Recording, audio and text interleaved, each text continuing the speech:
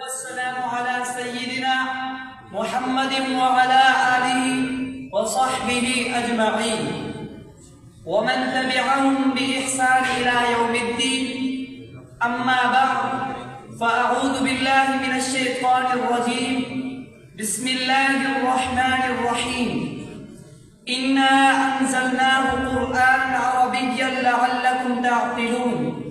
صدق الله العظيم. حضرات السادة والإخوان الحضور، السلام عليكم ورحمة الله وبركاته. إن اللغة العربية كانت لغة الأم للدين الإسلامي وصاحبة الدور الرائد خلال عصور الإسلام الأولى، ثم شاركتها اللغات الإسلامية الأخرى في بناء الحضارة الإسلامية وتشكيل أركانها في شتى المجالات.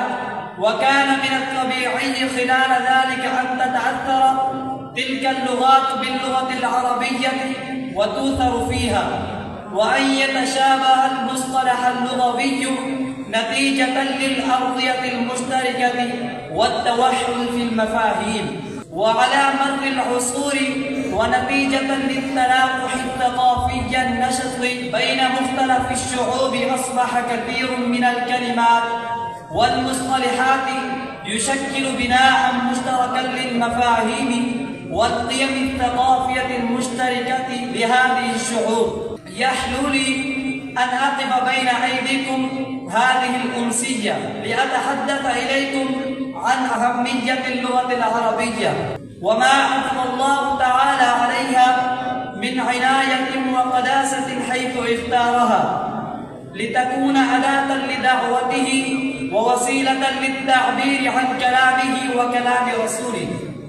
فنزل سبحانه بها القرآن الكريم على قلب النبي الأمين، وجعلها لغة الإسلام والمسلمين الأولين، وبقي دينه القويم الحق مؤيدا لها رافعا مكانتها إلى أعلى الذراع، وبقيت هي وسيلة وحيدة من وسائل العبادة والتشريع وسبيلا يفضي إلى العلم بالدين، فالصلاة مثلا وهي عماد الدين وعموده لا تتم إلا بالقرآن ولا تصح إلا إذا تليت سورها بالعربية كما أنزلت من الله تعالى.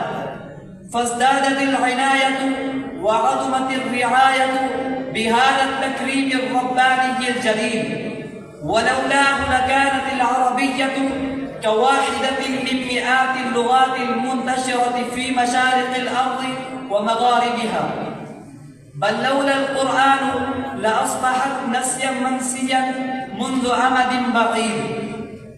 وإنه بلا شك لشرف عظيم للعربية، حيث إنها لغة القرآن والسنة ولغة الإسلام والمسلمين، ومن ثم حرص عليها سلفنا الأقدمون حرصا بالغا لم تعده لغة غيرها في روايتها وترتيب قواعدها واستقصاء أصولها وإحصاء مفرداتها واستيعاب الشواهد عليها وضبط كلماتها وموازينها وتادية الفصحى إلينا في سياج منيع من الصون والعناية.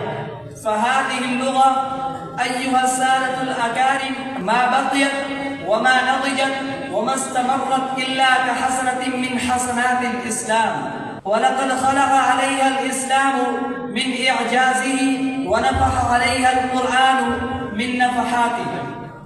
فإذا كان الإنسان خاتم الأديان، فإن الكتاب الكريم هو الكتاب المعجز الذي قد خلق على هذه اللغة بركة من بركاته ونفحة من قدس هذا الدين، فهو يتلى بكرة وعشيا، فبعض الناس يفهمون وبعضهم لا يفهمون، ولكن يقرب له كل مسلم على السواء. وختاما على الإخوان الحضور أيها السادة الأكارم، والسلام عليكم ورحمة الله.